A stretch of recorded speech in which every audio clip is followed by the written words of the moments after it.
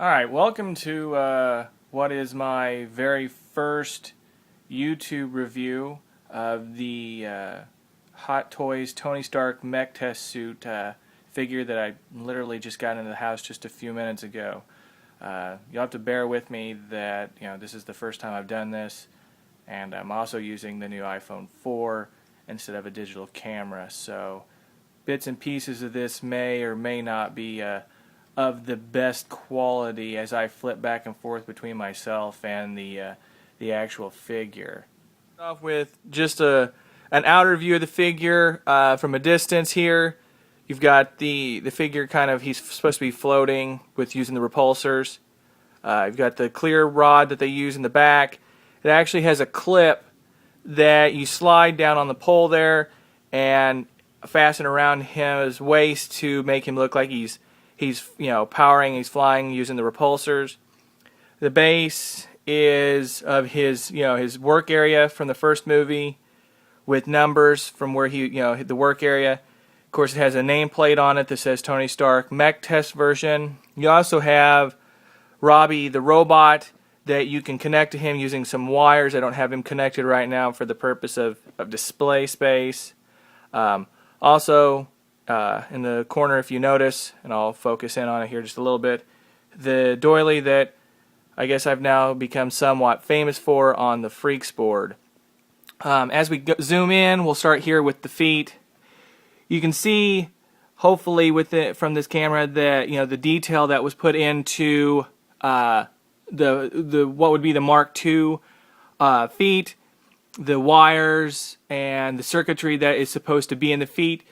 The toes actually have pretty decent articulation, pretty similar to what you get with the armored figures already out of Tony in his suit. You can also remove the feet and the mechanical stuff around his shins and put actual regular dress shoes on the figure if you so choose to not display him floating around. Though, for purposes of my personal display, I will be keeping him with his armor and on both his arms and his legs there.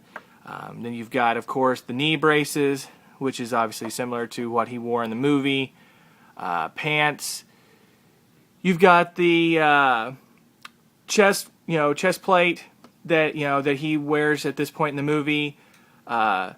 With the strap around it, we're taking power to power up, the repulsor rays, and as he tests this out, you've got the wires coming from it going into his arms.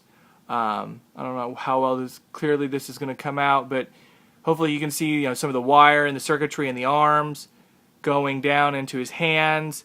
You've got different types of hands that he comes with, 2 different sets. I chose to go with the open hand for the purposes of this particular pose, make him look like he's floating.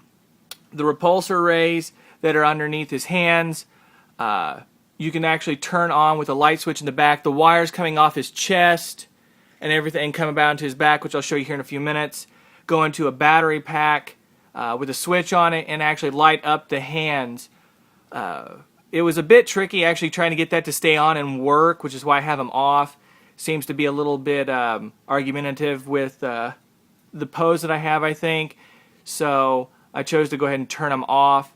The chest plate in the center has a switch. It's actually on the base of his neck, underneath of his shirt. I'll try to turn that on here in just a few minutes for you guys so you can see what that looks like at the very least. The sculpt, again, I don't know how well it's going to come out in the video. Looks, I mean, it's amazing. Hot Toys, has shown that they're, obviously one of the best in the market at nailing, sculpts at this point. It's very, very much Robert Downey Jr. with just like I said, an amazing sculpt. Hopefully, we'll continue to see great work from Hot Toys with Tony Stark sculpts. I know it's been a little quiet on the Mark IV front, but hopefully that's nothing to be too worried about. Going to go ahead and flip him around here a little bit. He does rotate a little bit easy on this bar, so he may rotate a bit more than what I care to have him. Kind of back off so you can see what the figure looks like from a distance in the back. As you can see, you've got all these wires going around. You can see the clip that holds him up. The battery pack is right there. Try to kind of get above it, so apologize for the shakiness.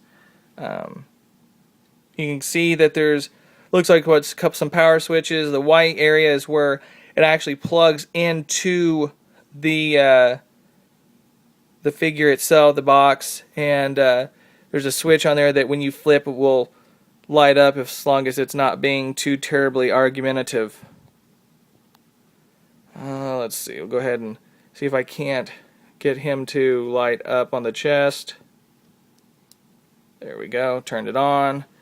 We'll go ahead and come back around here, and you can hopefully see, there you go, that his chest is now lit up. And like I said, his hands do the same. There's a bit of flickering, it seems like, but nothing too terribly serious. I mean, it's a pretty great figure, really. I mean, I'm quite pleased with it. The robot, Robbie the Robot arm, is pretty sweet. I won't add it to this review, but I will be adding it to my pictures and review that I place on my blog. Yes, I know my buddies Karma and Bagels will laugh, but the name of the blog is crazycollectingwithjosh.wordpress.com. You can check out the pictures there, and you'll see even more, hopefully, high-detailed pictures that I can take with my camera. For this particular review, it's kind of short and sweet. Obviously got some things to work on as far as getting better with the review, but thanks for checking it out, guys. Hopefully you like it. Any tips, hints, anything you got for me would be fantastic.